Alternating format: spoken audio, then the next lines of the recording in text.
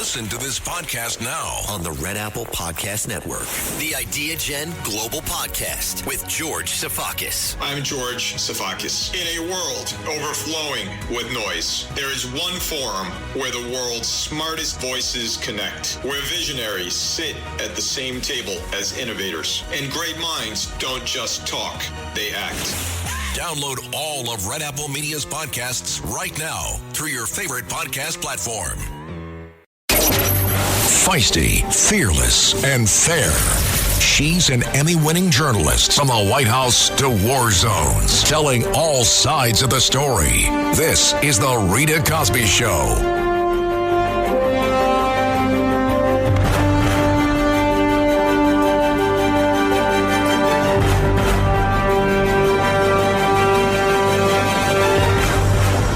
And tonight on the Rita Cosby Show, everybody bracing for what could be a monster storm.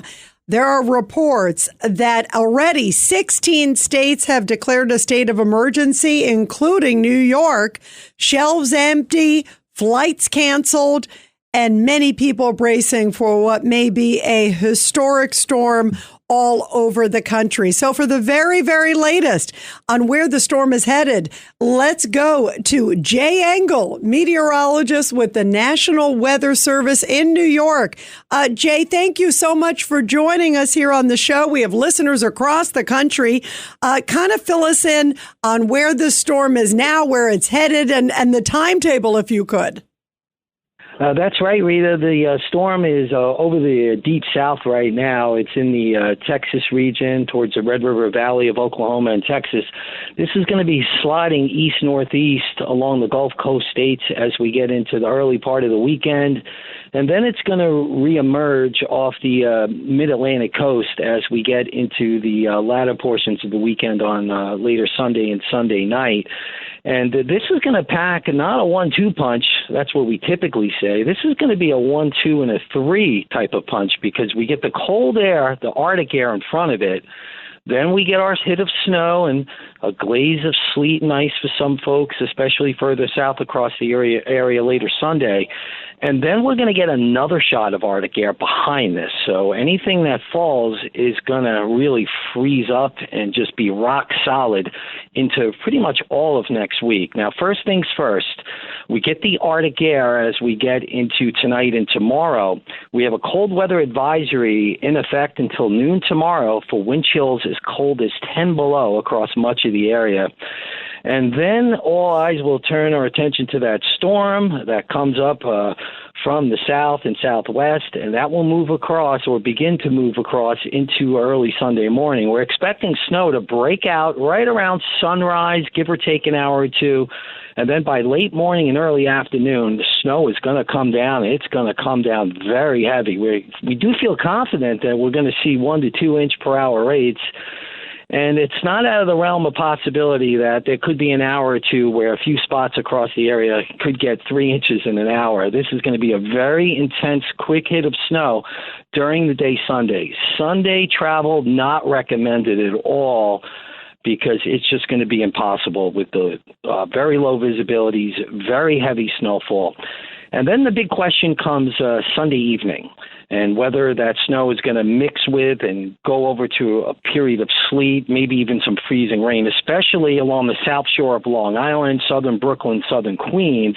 That's where the higher chance of that occurring is.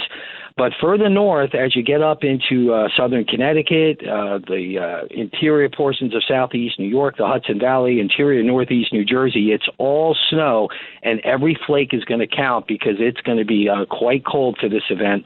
And then temperatures rise Sunday evening, Sunday night into the mid and upper 20s. A few spots may flirt with freezing along the south shore of Long Island, but temperatures pretty much across a large majority of the area are going to be hard-pressed to get above freezing, not only for this storm, but into pretty much all of next week.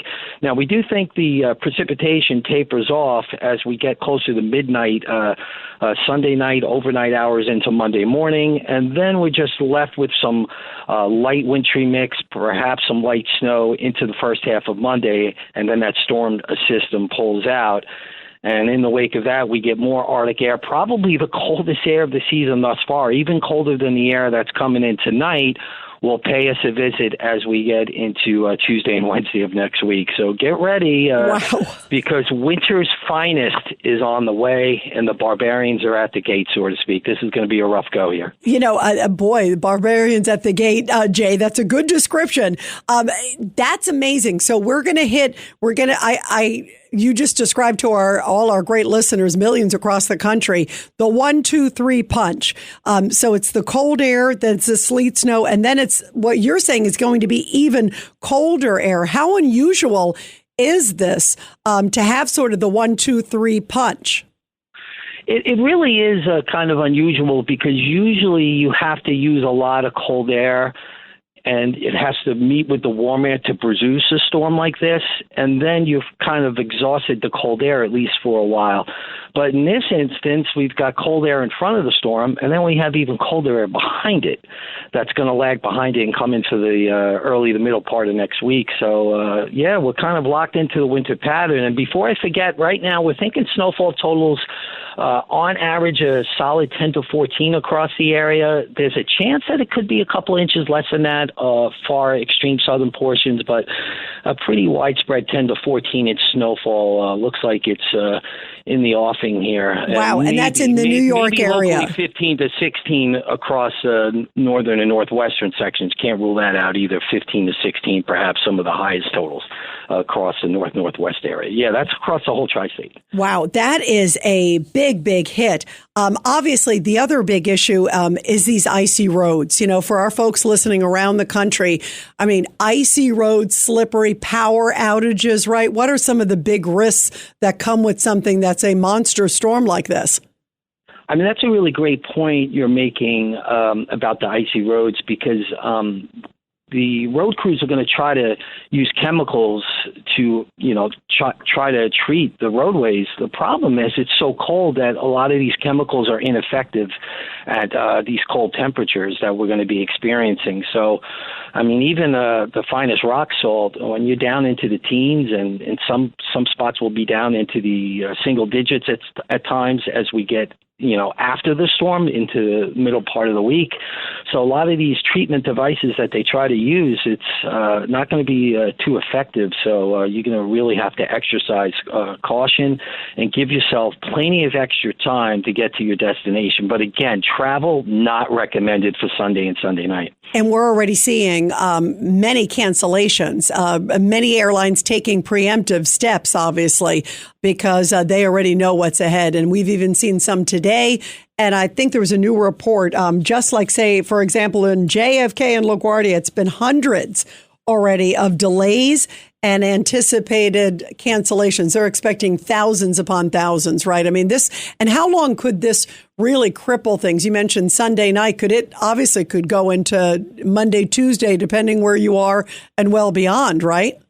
Yeah, and you make a really good point about the airport disruptions because you remember this storm is stretching across almost 2/3 of the country. So you're going to have a ripple effect in the airspace with the airports because Dallas-Fort Worth is getting ice and, all those terminals all across the, as you get into the portions of the northern part of the Tennessee Valley into the lower mid-Atlantic, they're going to be dealing with a lot of ice and things of that nature. So that's going to have a ripple effect, and that could cause delays here for a few days, and it could take quite a while for the air traffic to get back to normal. It could take several days for that. We'll have to see how that pans out.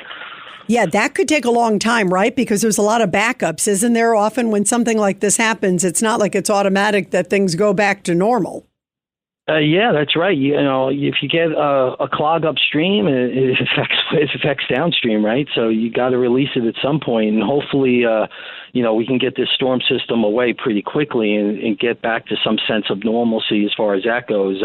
Hopefully by later Monday and Monday night. But we're going to have to deal with cold right after that. So the after effects are going to be here for a while, unfortunately. Yeah, absolutely. Well, Jay Engel, thank you so much. It's so great great to have you here on the show and to get just your insight and the latest updates, because everybody is watching this and bracing. And of course, people listening, any relatives or friends, make sure they stay inside, make sure they have heat, and make sure everybody stays warm. Jay, thank you very, very much. It's really great to connect with you. Thank you. Thank you, Rita. Have a great evening. Thank you very, very much. Jay Engel there, meteorologist with the National Weather Service in New York. And everybody, let's take your calls. 1-800-848-9222. 1-800-848-9222. Sadly, the weather didn't keep the protesters from staying in Minneapolis. I'm all for peaceful protests. And by the way, they were fairly peaceful. At least these ones were, but not in recent days, as we know, with the church and everything else. Here is a Minnesota man who is at what they called Ice Out of Minnesota. And they actually had this massive protest today. They shut down 700 businesses, closed their door. Thousands upon thousands of people were protesting. It's 10 degrees below, 10 degrees below. And that's what they're protesting out. And these are diehard protesters, guys. And we were saying at 5 o'clock, who's paying them? Because you've got to pay me a lot of money if I'm standing out in minus 10 degree weather in Minneapolis. But they were out there and they're just trying to raise holy heck against ICE. Take a listen to one guy who was out there and his message. Right now we're at Minneapolis Airport, Terminal 1, and we're shutting it down. We got thousands of people out here. We're saying, ICE, go home. It's a citywide day of strike action, no work, no school, no shopping, using the power of the working class to kick ICE out of Minnesota. And if they don't leave after today, we need to strike again, but even bigger. Get more workers out, more co-workers organized to shut the city down even more. But the reality is, even when we do kick ICE out of Minnesota, they're going elsewhere. Right now, ICE is in Maine, called Operation Catch of the Day. It's disgusting and it's racist. So Socialist Alternatives out here talking about the need to strike again in Minnesota if ICE doesn't leave here, and to build for a national strike to shut down ICE and Trump's whole far-right, billionaire-backed agenda for good. Solidarity. Again, that's diehard. Minus 10 degrees. They're out there protesting. 1-800-848-9222. 1-800-848-9222. Let's go to Sandra in New Jersey on line 1. Go ahead, Sandra. Oh, good evening, Rita. Two things. One, I wanted to say there's an attorney general in Arizona. She's off her rocker. Oh, she actually, yes. You know about her, right? I do. And in fact, let me play this clip. Okay. This is her because it is a stunning comment, Sandra. And here's what she said about people could use the stand their ground law. This is cut 24. And this is Arizona Governor Chris Mays. And I couldn't believe she said this. Take a listen. Bram, is that we're a stand your ground state. We have one of the most expansive stand your ground laws in the entire country that rivals even Florida.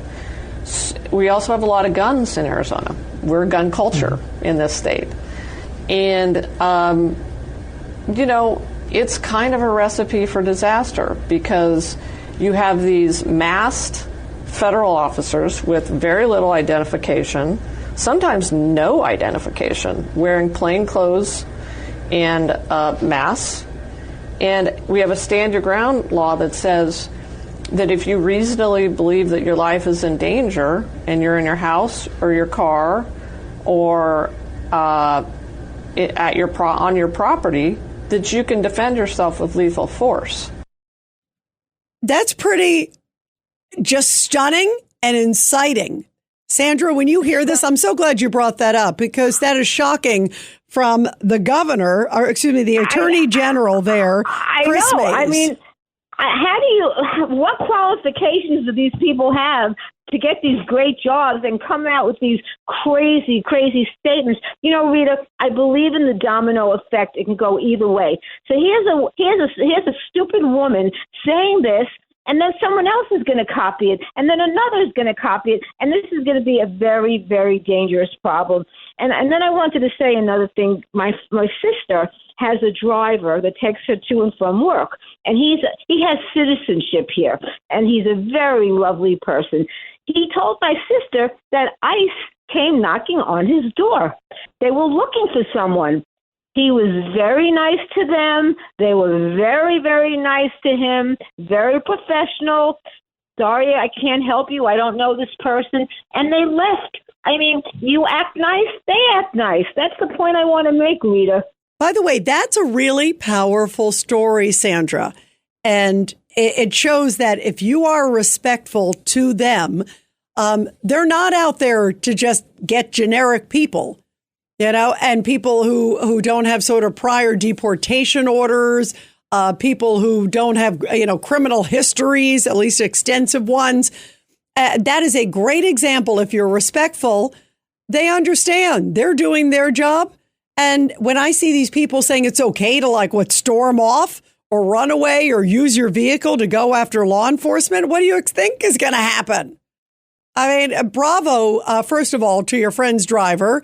And I'm happy that it has a good ending, because that is the way things should be handled. And bravo to ICE in that case, too, for handling it very, very respectfully, which they are, I believe, 99.9999999% of the time. Sandra, thank you very much. And everybody, we're going to continue your calls after the break. 1-800-848-9222. And you're listening to The Rita Cosby Show as we are preparing for a massive storm to hit not just this area here where we're based, but all over the country, guys. Many states, they're saying 40 states could be involved. It's The Rita Cosby Show.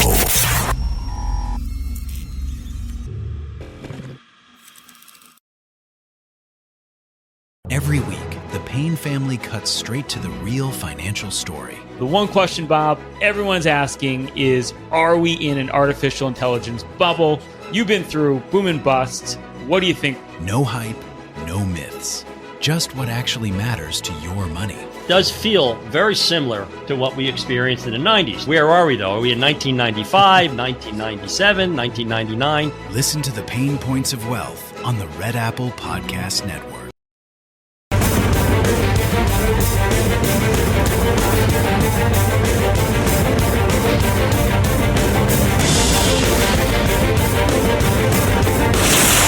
Rita Cosby is on. I have not heard that song in a while, and boy, do I love that song. Let's pray that everybody stays safe with this big monster storm that is fast approaching, and it sounds like it's going to last a while, as you just heard from Jay Engel there at the National Weather Service. What he was describing, as all of you probably heard at the same time as I did, that it's going to be a 1, 2, 3 punch. That first there's that cold Arctic air, and then comes the snow and the sleet and all those other things. And then third comes back another blast of even more cold Arctic air. And that's where things get even more dangerous with icy roads. Obviously, lots of power outages could be potential. Everybody check on your friends, check on your neighbors. Make sure, especially any elderly, make sure they're okay.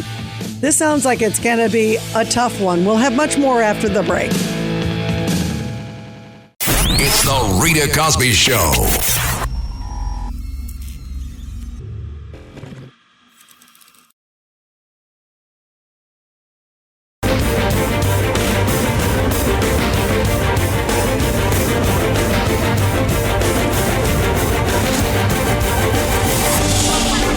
It's The Rita Cosby Show. And this Back the Blue segment coming from Washington State, where officials are warning folks to be cautious, of course, around frozen ponds and lakes. Officials report that rescuers were able to help out a woman and her dog who fell through the ice at Gold Creek Pond. And they say it happened in the evening. Deputies were called in after receiving a report that a woman and her dog had fallen through the ice. And they said, we believe she got into this incident because her dog went on the ice and then she ended up going in after it. The woman fell through the ice. She was trapped in frigid water. get this, for about 40 minutes before responders arrived. That's a long time. The woman had hiked a quarter mile before she reached the pond with her dog and hiking partner. And after falling into the pond, she was able to get partially out of the water and onto an island in the pond. Incredibly, though, luckily, dispatchers got a call from her hiking partner who stayed on the line until help arrived. Needless to say, hypothermia is an immediate concern. The woman had been trapped in that extremely frigid water for a long time, and responders were afraid they would be recovering a body and not concluding a rescue attempt. Thankfully, both the woman and her dog were safely rescued and brought to shore and given aid. And of course, officers and everybody warning everybody. And this is a very important message, given the fact that all of us around the country are preparing for this massive snowstorm. Officers are saying ice can look solid and still fail without warning, especially in moderate winter. Please stay off frozen ponds and lakes unless the ice has been confirmed safe. And if someone falls, call 911 immediately and avoid going into the ice yourself. And needless to say, this winter, especially in many parts of the country, has been anything other than moderate. Boy, oh boy. 1-800-848-9222. 1-800-848-9222. Well, talk about the storm that is clearly brewing around ICE. It really is incredible. And I think it's going to get a lot worse as Democrats are looking at the midterms, trying to find anything that they can do to punch through with the message. And they're really riling up, I call it the loony kazoonies, sort of riling up this crowd. There are a lot of people that are out there peacefully protesting. That's okay. But then there's a lot of them that are really getting out of control, throwing bottles at ICE officers, trying to use a vehicle to ram into an ICE facility to impede them to drive away. What about those people that stormed into the church in Minneapolis? That's absolutely incredible. And then there's the story, of course, that so many people are talking about that 5-year-old little boy. Let's talk about the facts in that case. First of all, it's incredible to hear some of the Democrats and their unbelievable rhetoric. It happened, of course, in Minneapolis, home of Tim Walz and Jacob Fry. And the father had a deportation order against him and had a couple things in his background, according to DHS. So they were trying to stop him. He stops his vehicle, runs out, and then he and his son are outside, and then he runs away. So he leaves the little boy, abandons the little boy. So ICE then gives, chase to the father, and other ICE agents stay with the little boy who's now abandoned in the driveway. Then they go up apparently to the door and they say, "Would you like to take your son?" And the mother apparently says no. And others don't even answer the door. So, there are a lot of problems here, obviously. What a dysfunctional family, needless to say. So then what happens after that is then the father gets caught. He's arrested, and they don't want to put the boy in some orphanage. What are you going to do at that point? The boy should be with one of the parents. You don't want to separate, obviously, children from their parents. So they put the boy with the father. Now, I saw some images of the location where the father is, and I saw some locations where the son is. The son, there's a location from what you see the images. There's places to play. There's things to do. It's obviously not ideal, but it's better than being put in an orphanage and away from your father and mother. That's the policy. It's always been you don't separate young kids from their parents. Everybody, it's been this policy for years upon years. You think about it, tied to the cases of like Biden, tied to Obama. It's always been this policy. It's inhumane to separate families. So what happens in the mainstream media and with Democrats? I couldn't believe this. When I first heard it, I thought, no, that can't be true. Did they really mess up ICE doing, they always do a great job, but was there maybe this mistake? Was it an accident? No, it sounds like they did everything well and above and beyond, and they were trying to take care of this kid. They were actually feeding the kid, making sure he was warm, making sure the child was safe, and then reuniting him with his parent because the other parent didn't want to have anything to do with the child. So, I mean, how can you blame ICE in this situation? This is incredible. And yet there were members of the media, if you look at them, coming out saying, oh, this was horrible. This was just the worst thing I'd ever seen. In fact, I want to play this first. This is cut 14. And this is ABC News report, ABC Network, ABC Television. And this is what they had to say about the case of the 5-year-old boy. Now, I just told you the facts. Listen to the spin. The growing outrage in Minneapolis, the images of a 5-year-old boy returning home from preschool, detained by ICE. Agents taking the boy and his father into custody. Vice President J.D. Vance in Minneapolis today defending ICE agents, claiming they were protecting the child, saying, what are they supposed to do? Matt Rivers in Minneapolis again tonight. Tonight, the haunting images sparking a firestorm. A preschool boy standing in the Minnesota cold, swept up in the ICE crackdown. School officials say 5-year-old Liam, wearing his blue hat and backpack, and his father, Adrian Alexander Conejo Arias, had just pulled into their suburban Minneapolis driveway Tuesday when agents took that father into custody. The school then saying an agent essentially used the 5-year-old as bait, directing him to see if anyone else was home before taking the boy away. The district saying Liam is among 4 students recently detained. So when you hear that, it's like ICE is coming after this preschooler. That ICE is the big bad boogeyman. What about the father who ran away and left the son just kind of flailing there in the freezing cold? I told you minus 10 degrees in Minneapolis. What about the wonderful mother who didn't want the son? What about who else was in the house who didn't want to open the door? I mean, this is despicable. There's a lot of bad folks here, but I'm not seeing ICE as the ones by far. They're the only people who seem to have a heart for this beautiful child. And my heart breaks for this child. But the parents clearly are despicable parents. The father runs away, leaves the child because he's so worried about himself. And then the mother doesn't even care enough to take the child in. That would have been an easy solution. Nope. Let's just leave the child there. It's horrible. It's absolutely despicable. So there's a lot of villains here, but it's not ICE.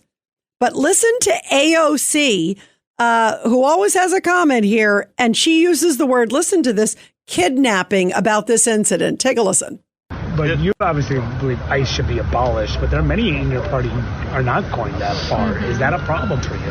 I think any step in the direction of reining in and cutting the funding of an agency that is attacking U.S. citizens, that are kidnapping 5-year-olds, that are using them as bait to open doors, and that are privately circulating that they can violate everyday Americans' constitutional rights by busting into their doors, they deserve to be defunded. I'll take any step in that direction. Are you that are coming in, kidnapping 5-year-olds, just like going in and like whisking 5 years old. I mean, this is incredible. This is reckless and it's so incendiary. And then listen to Congresswoman Angie Craig, Democrat of Minnesota. So now ICE is using a 5-year-old boy. A 5-year-old boy. They took him and used him to lure his father out. And now they've detained them both. The family doesn't know where they are. This is the worst of the damn worst. This is not humanity in Minnesota, folks. If you can look at this 5-year-old and actually with a straight face still support and be silent in the face of what the Trump administration and Kristi Noem is doing, I just can't even believe this is America. I will not vote for a damn penny to Kristi Noem or ICE in this Congress. This is a time where we should all be outraged. If this doesn't pierce through your humanity as a Republican member of Congress, you can't speak out about this, then you've got no humanity left. I am outraged, but I'm outraged that Democrats and other people recklessly are spinning this, recklessly spinning it. Shame on these people that they would start and use a 5-year-old as a pawn when they know the facts. And what, do you want just the child like flailing there on the driveway in the freezing cold? Would that have made them happy? And Greg Bovino, who is the head Customs and Border Patrol guy out there on the scene, the head commander, he's come out, and today, I'm glad he was answering a lot of questions today. And he said, what happened to the mainstream media when there were 300,000 missing kids under Joe Biden? Remember, who happened to come through the border and they just lost track of them? Where was the media holding the Biden administration to account? Nowhere. And now suddenly there's a 5-year-old that this father leaves in the driveway in freezing cold the mother doesn't want, and they're blaming ICE. Really, we are in loony land, but it shows that people are so desperate for anything they can get, anything they can say, anything they can twist, anything they want the public to believe, and it's dangerous. 1-800-848-9222, 1-800-848-9222. And let's go to line 4, Dom in Minnesota. Dom, you're right there. Your reaction. Rita, we don't have a problem changing the sex of minors without the parent permission. We don't have a problem killing the kid in the womb, and you want to worry about a 5-year-old? Give me a break. The only way these guys are going to learn a lesson is Republicans to have a wipeout in the midterms in 2028. They got to slap them in the face. I hope people listening can understand that. This is the only thing they can understand, brute force through the elections. You know what's interesting, Dom, that I hear what you're saying, because these people, it seems like the radical left, and they're becoming more mainstream than radical. They used to be sort of this, a few handful fringe. Now you hear the same rhetoric from almost all of them. It's so dangerous, Dom, because emotions are already high. And I don't have to tell you, you're there in Minnesota. Did you see any of this sort of anti-ICE, the big walkout that happened today? Did you hear about it?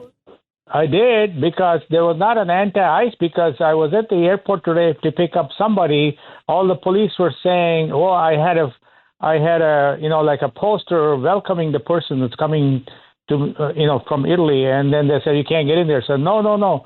So no demonstrations allowed. No, I'm not demonstrating. I'm here to pick up somebody. The place was full of demonstrators in the airport. They wouldn't let us in, and I had to go down, come back up. I'm like, I talked to one of those demonstrators and says, well, are you here to join us? No, I'm sorry. Thank you. That's funny. Dom, I would have loved to have seen you there and straighten them out. I'm actually here to demonstrate for ICE. Yeah.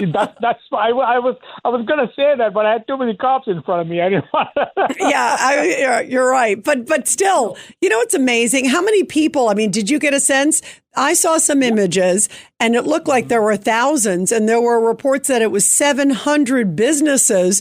They also got school kids involved, Dom. That was the other thing, too, that they got schools. They got there were teachers' unions I saw were involved in New York.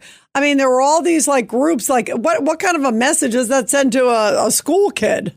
It sure does. But at least I got to tell you, at least there was one Democrat, I think Dean Phillips, he ran for president.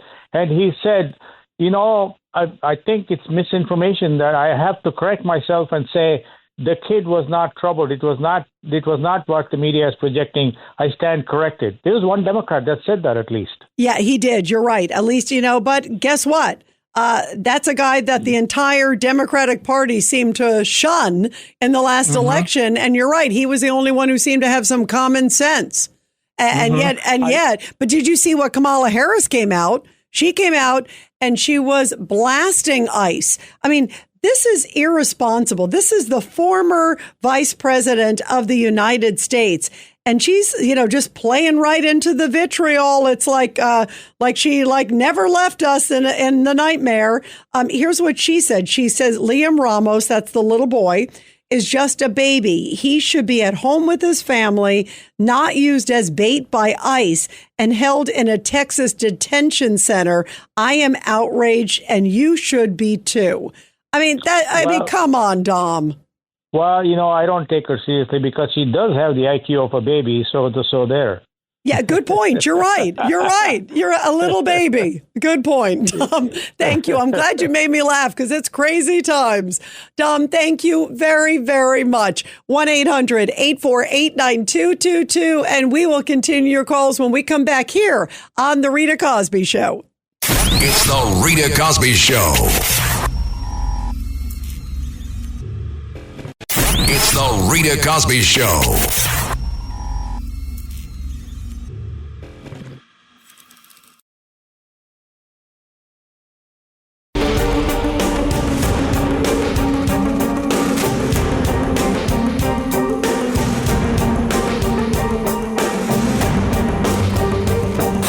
This is The Rita Cosby Show.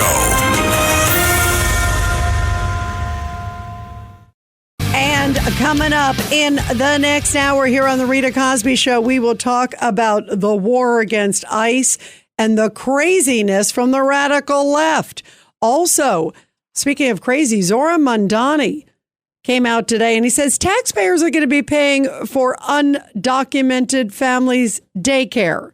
So, in other words, his version of childcare will not restrict eligibility based on immigration status. So if you're an illegal in New York City under Zohran Mamdani, everything's A-OK.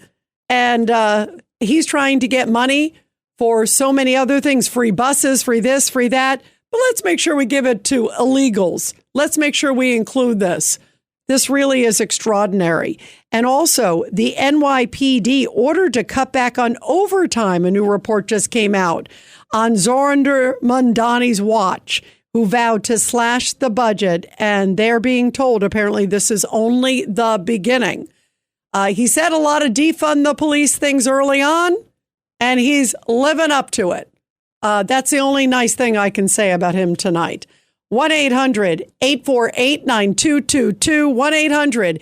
1-800-848-9222. Let's go to Pamela in New Jersey on line 4. Go ahead, Pamela.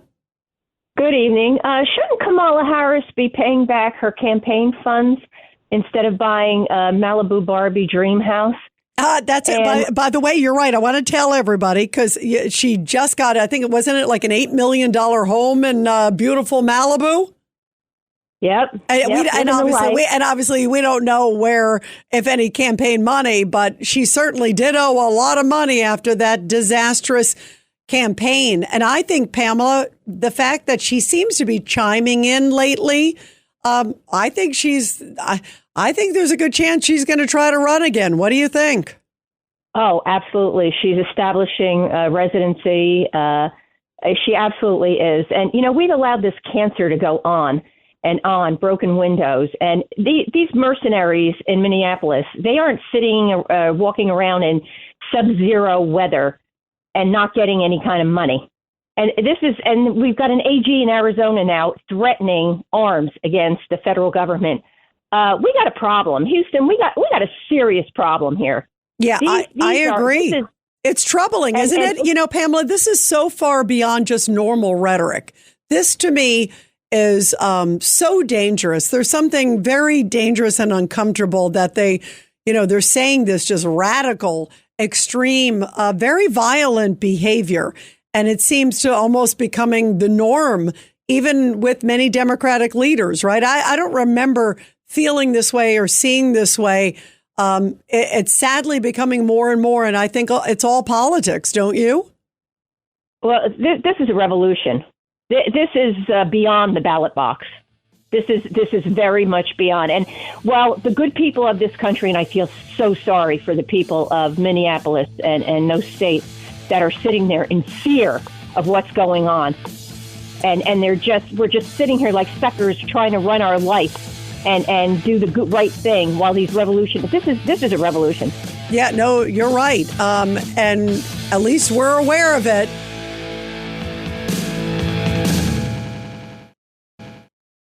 It's the Rita Cosby Show.